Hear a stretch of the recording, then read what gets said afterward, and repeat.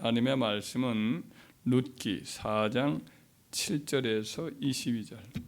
옛적 이스라엘 중에는 모든 것을 무르거나 교환하는 일을 확정하기 위하여 사람이 그의 신을 벗어 그의 이웃에게 주더니 이것이 이스라엘 중에 증명하는 전례가 된지라.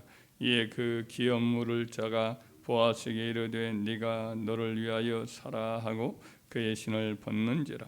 보아스가 장로들과 모든 백성에게 이르되 내가 엘리멜렉과 기련과 말론에게 있던 모든 것을 나오미의 손에서 산 일에 너희가 오늘 증인이 되었고 또 말론의 아내 모압 여인 룻을 사서 나의 아내로 맞이하고 그 죽은 자의 기업을 그의 이름으로 세워 그의 이름이 그의 형제 중과 그 성문에서 끊어지지 아니하게 하매 너희가 오늘 증인이 되었느니라 하니 성문에 있는 모든 백성과 장로들이 이르되 우리가 증인이 되나니 여호와께서 내 집에 들어가는 여인으로 이스라엘의 집을 세운 라헬과 레아 두 사람과 같게 하시고 내가 에브라스에서 유력하고 베들레헴에서 유명하게 하시기를 원하며 여호와께서 이 젊은 여자로 말미암아 내게 상속자를 주사 내 집이 다말의 유다에게 낳아준 베레스의 집과 같게 하시기를 원하노라 하니라.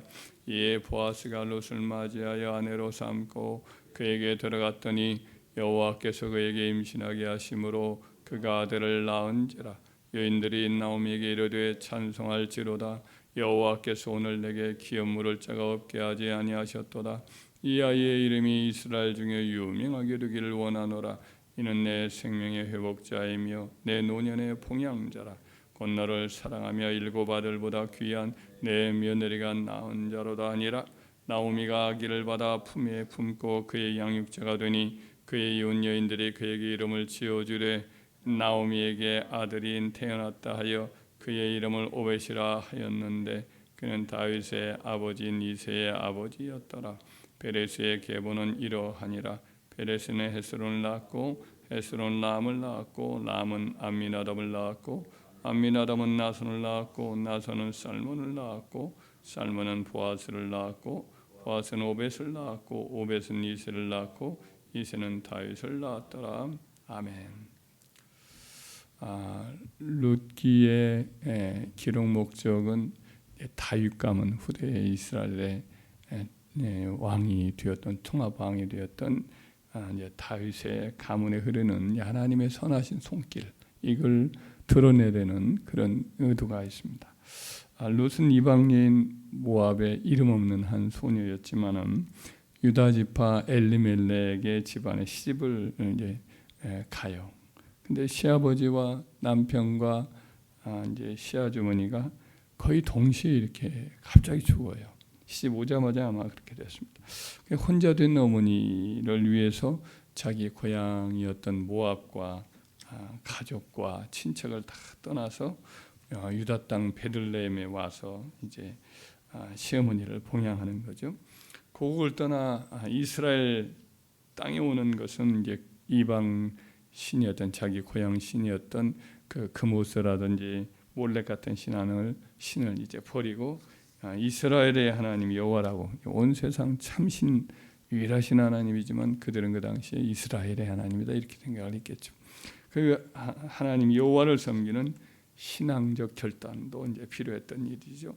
그리고 젊은 과부인 룻은 참 뭐 나이가 아직 많지 않은 한 18살이나 됐을까요? 꿈 많은 소녀였겠습니다만은 남편과 아들들을 잃어버리고 홀로 된 시어머니의 그 슬픈 마음을 이제 그리고 외로운 미래를 이렇게 지켜주기 위해서 자기 젊음과 미래를 다 희생하는 그런 또 결단이 담겨 있는 그런 행위였습니다.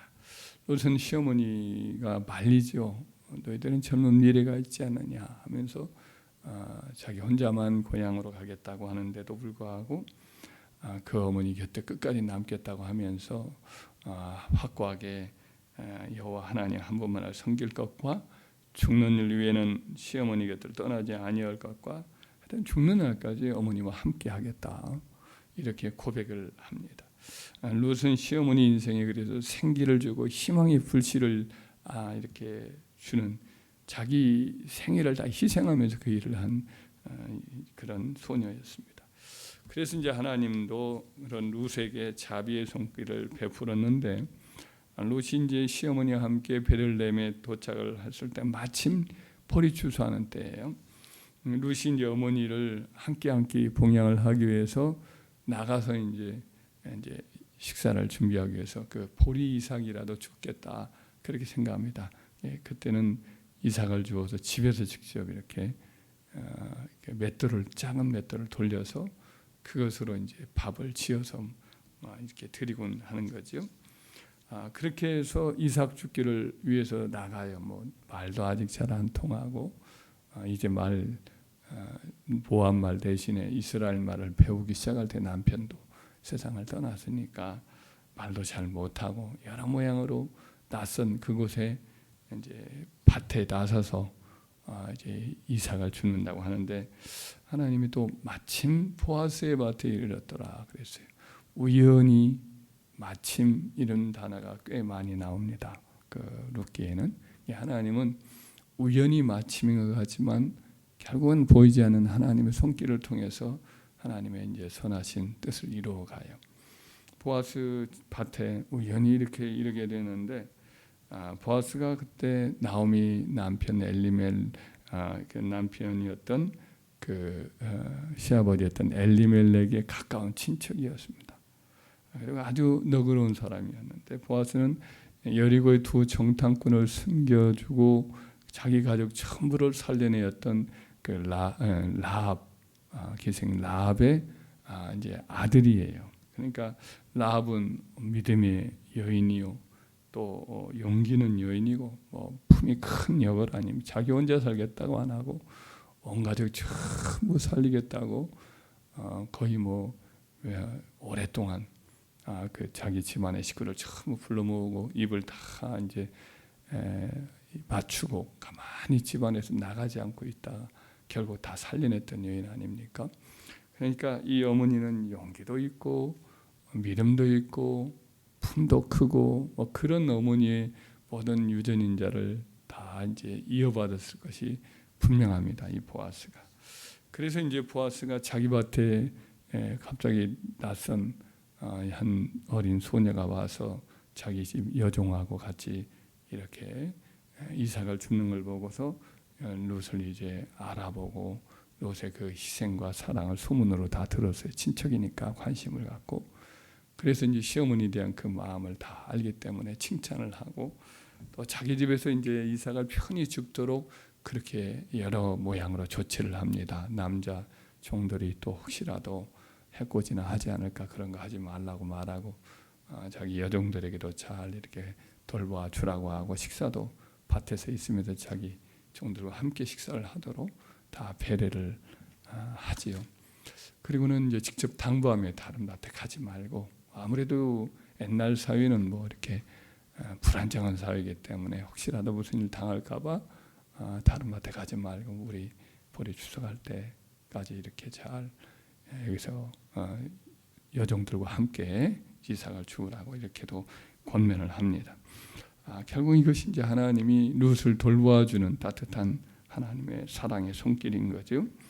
그래서 이제 룻에게 이런 배려, 저런 배려를 해주면 동시에 자기 남종들에게 이삭을 배에서 이제 그 곡식단을 묶을 때에 손에서 줌으로써 줌이라고 하는 게 한 줌 이렇게 표현하는 그 줌에서 일부러 빼서 이삭을 이렇게 룻이 줍도록 하라고 그렇게 조용히 일러줍니다. 그러니까 이삭 떨어진 거 줍게 하는 것은 율법의 명령으로서 그렇게 가난한 자를 배려하라는 하나님이 하신 말씀이지만 보아스는 또 한층 더 나아가서 조용히 룻의 자존심 상하지 않게 이와 같이 일부러 이렇게 흘려줌으로써 룻을 돕도록 그렇게 해 주었어요.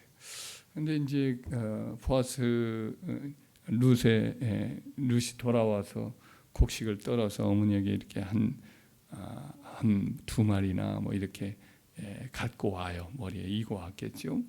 어머니가 그 굉장히 많이 얻어온 걸 보고 깜짝 놀라서 묻죠. 그래서 오늘 이삭을 이렇게 주워온 사람이 바로 보아스입니다. 그랬더니 보아스라는 사람이 바칩니다. 그랬더니 보아스는 우리 집안 사람이라는 거죠. 그러니까 기업을 물을 자라고 또 이야기를 합니다. 그러면서 아주 다른 데는 절대 가지 말고 거기만 있어라 이렇게 이야기를 합니다. 그러니까 이제 기업을 물을 자라는 것은 아주 가까운 친척으로서 집안에 무슨 문제가 있을 때 그 집에 여러 가지 경제적인 것들을 도와주어서 그 집안에 아주 서도록 하는 제도를 구약에 하나님이 모세를 통해서 이렇게 제정을 했는데 그런 일을 할 수 있는 사람이라는 거죠. 그래서 이제 그 나오미 입장에서는 완전히 무너져서 집에 있는 모든 다 논밭을 다 팔아야 되고 집도 팔아야 되는 신세가 되었는데 이제 그 한 가지 희망을 갖게 된 거예요.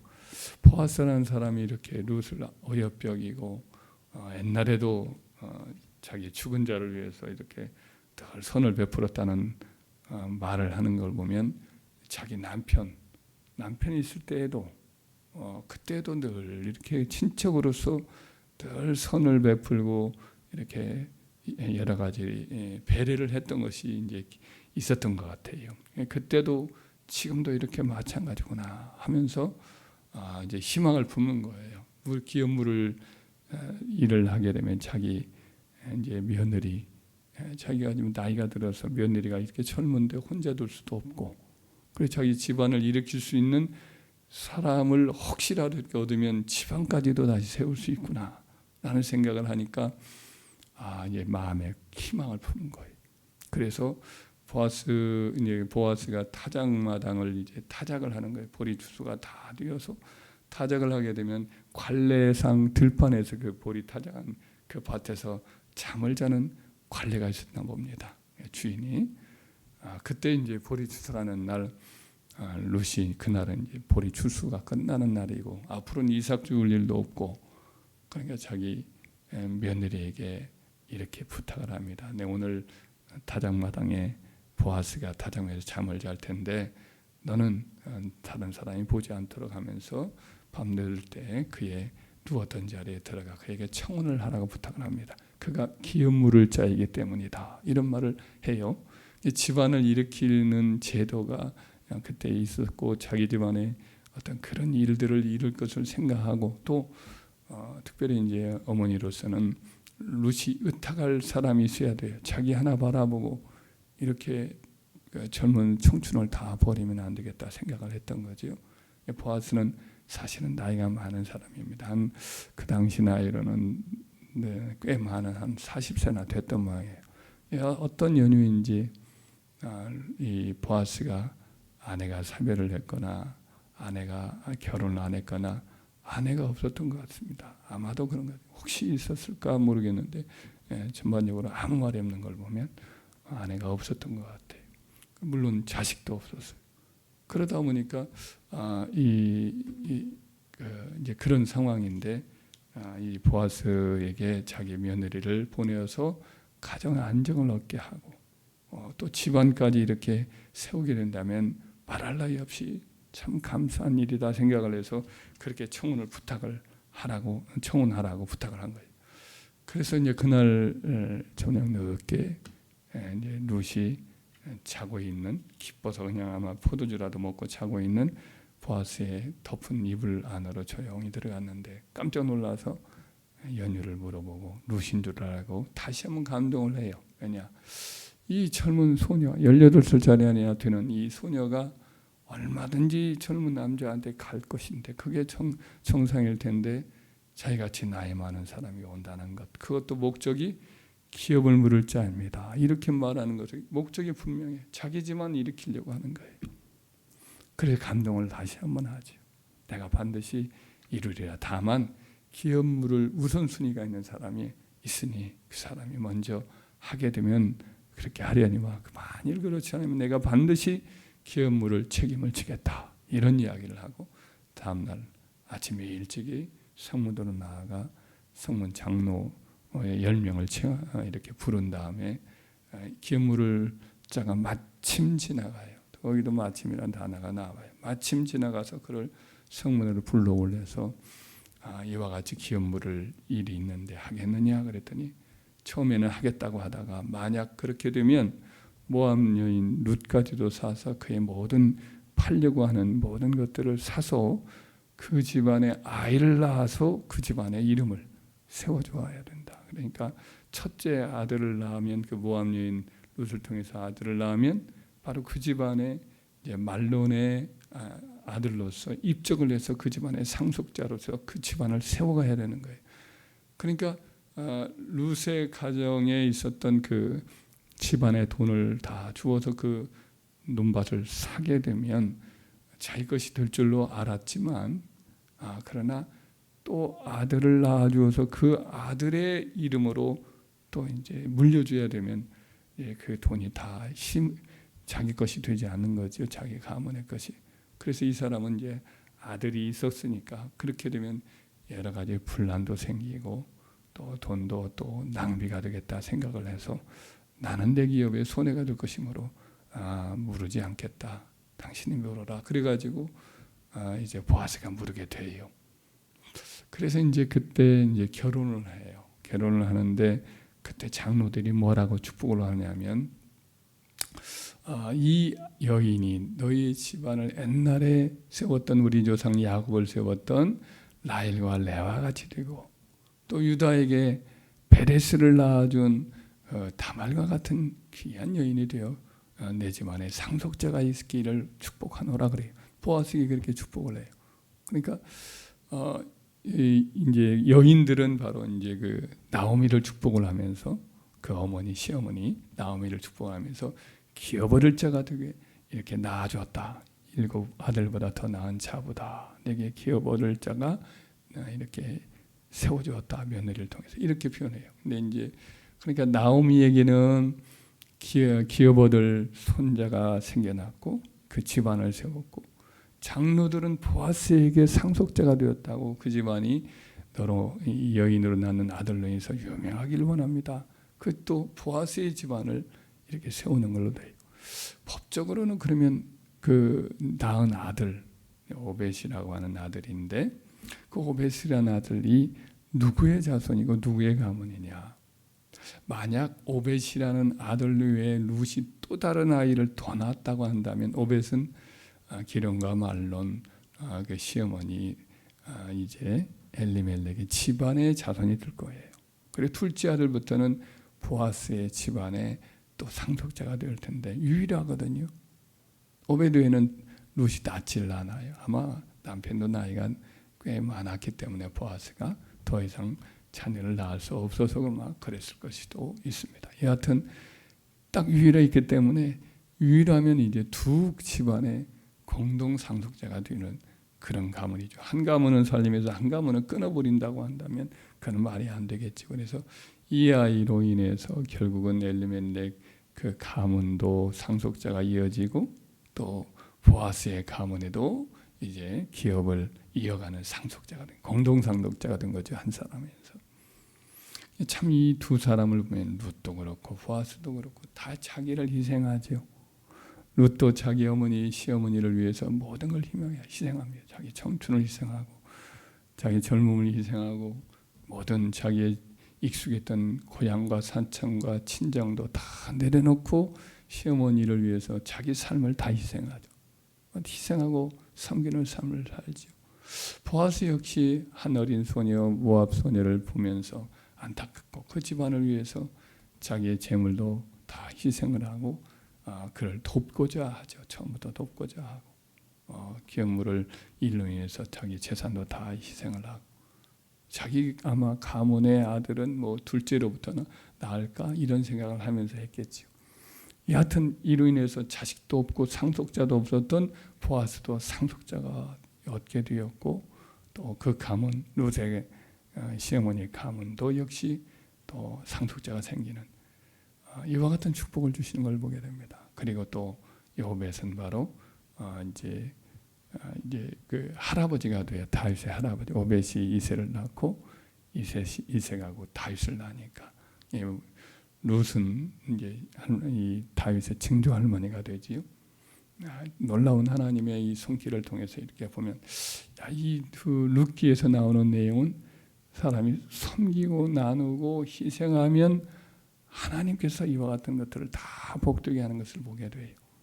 자기를 희생하고 기꺼이 섬기고 베풀면 결국은 하나님이 다 채워주고 다른 집안을 세워주려고 희생을 하는데 하나님은 또 이와 같이 해서 그 자기 집안도 세우고 그 가문을 창대하고 영광스러운 가문, 메시아가 태어나는 가문으로 이렇게 세워주는 것을 보게 됩니다.